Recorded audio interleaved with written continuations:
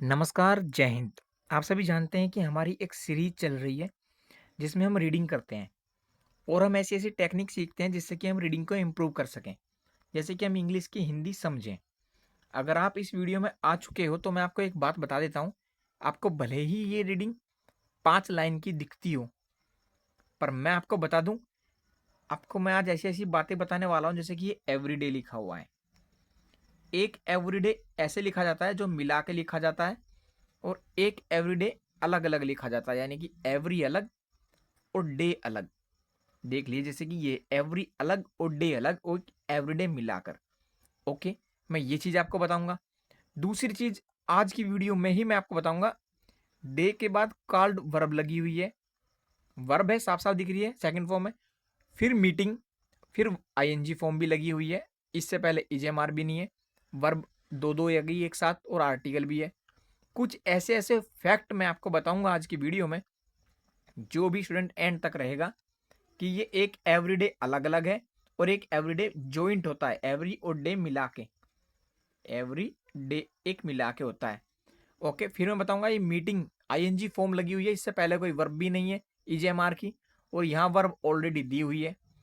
Okay, मैं चीज़ें बताऊंगा आपको। ठीक है, सभी चीज़ें आज मैं आपको बताने वाला हूँ। चलिए अपनी आज की स्टोरी शुरू करते हैं।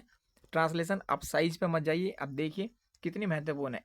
ए लॉयन, एक शेर, लिव्ड इन ए फॉरेस्ट, यानी कि एक शेर एक जंगल में रहता था। एक शेर रहता था इन ए फॉरेस्ट, यानी कि जंगल में। एक शेर कहाँ रहता था? जंगल में रहता था। ठीक है, अब लोयन यहाँ सब्जेक्ट है और लिव्ड क्या है? यहाँ पर मेन वर्ब है, जो कि वर्ब की सेकंड फॉर्म है। ये पास्ट इंडेफिनिट का सेंटेंस है। चलिए मैं 2 मिनट लूंगा और पूरा पास्ट इंडेफिनिट में यहाँ पर आपको समझा दूंगा। पास्ट इंडेफिनिट, आप ध्यान दीजिएगा, टी के बाद ई है, ठीक है ना।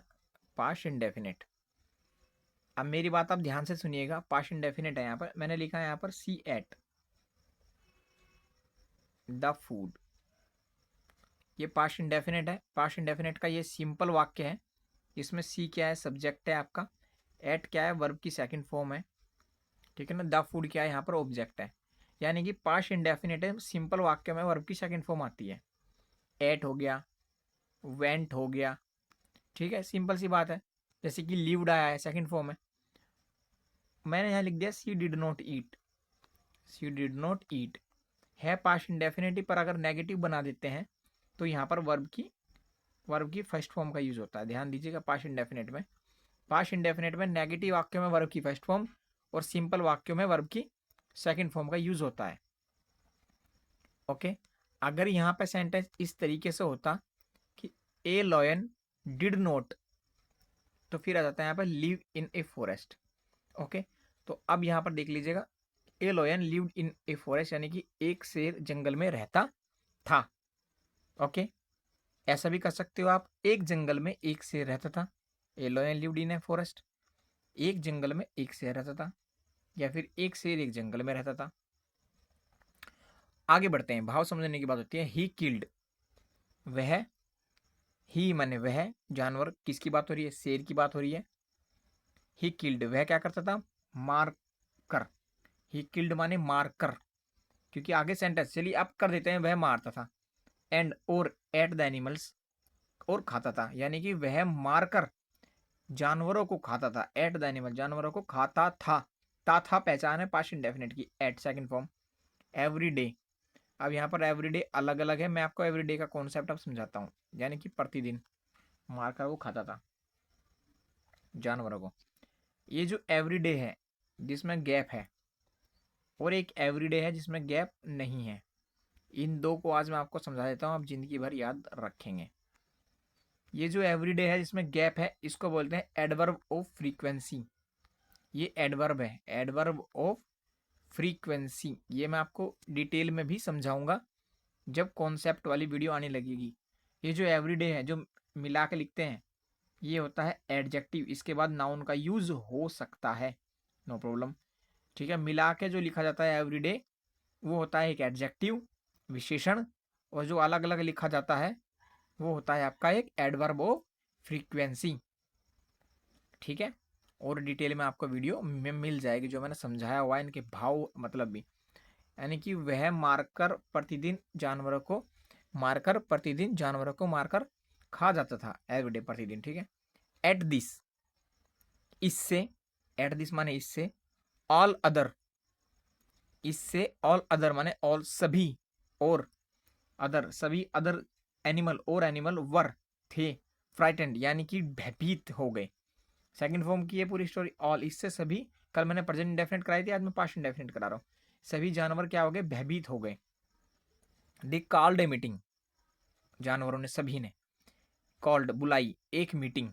अब मीटिंग से पहले भैया वर्ब तो आ गई है कॉल्ड में, अब ये मीटिंग क्या है देख लीजिए। यहाँ पर ए आर्टिकल लगा है, ठीक है, आर्टिकल ए का यूज हुआ है। ध्यान से देखिए, मैं बड़ी मेहनत कर रहा हूँ ताकि आप समझे। आर्टिकल ए का यूज हुआ है। आर्टिकल किसके लिए यूज होते हैं, आर्टिकल भैया नाउन के लिए यूज होते हैं। तो ये नाउन है, मीटिंग एक तरीके से यहाँ पर क्या काम कर रहा है, नाउन का। और जब नाउन जो आईएनजी लगा देते हैं नाउन में, तो उसका हाई नाउन बन जाता है जब आईएनजी लग जाती है मीटिंग, यानी कि एक नाउन का काम कर रहा है। इसका हाईफाई नाम क्या है, जीरंड। हाईफाई नाम क्या है, जीरंड, ध्यान दीजिएगा। दे कॉल्ड, उन्होंने बुलाई क्या, एक मीटिंग। ओके, उन्होंने क्या, एक नाउन की तरीके से काम कर रहा है। वर्ब में अगर आईएनजी लग जाती है वो जीरंड हो जाता है। आर्टिकल इससे पहले ये दर्शाता है ये नाउन है। उन्होंने एक मीटिंग बुलाई, इट वाज डिसाइडेड, पाश उसमें बनाया है, पैसिव में बनाया है।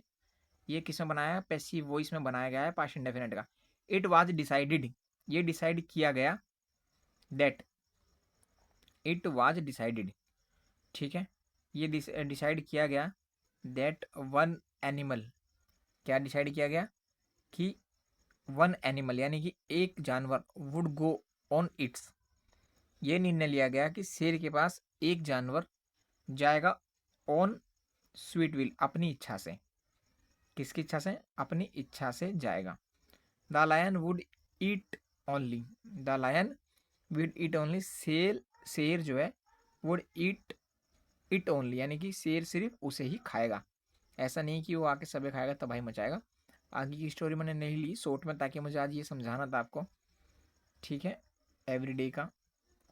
और मुझे समझाना था आपको किस चीज़ का, ये किल्ड, ये देखिए killed, killed and at the animal. तो एवरीडे का कॉन्सेप्ट आपने समझा, मीटिंग का कॉन्सेप्ट आपने समझा। ओके, इट वाज डिसाइडेड, ये डिसाइड किया गया इनके द्वारा, ठीक है, ये आपको मैंने समझाया। तो इस चीज़ को आप ध्यान रखिएगा, इस तरीके से आप स्टोरी को समझ सकते हैं, ट्रांसलेशन को समझ सकते हैं। ओके, तो चलिए आज इतना ही रखते हैं, कल मिलते हैं फिर नेक्स्ट स्टोरी में। अच्छी लगी हो तो कमेंट करना ज़रूर। जय हिंद। और डिस्क्रिप्शन में इंस्टाग्राम आईडी का लिंक है। जय हिंद।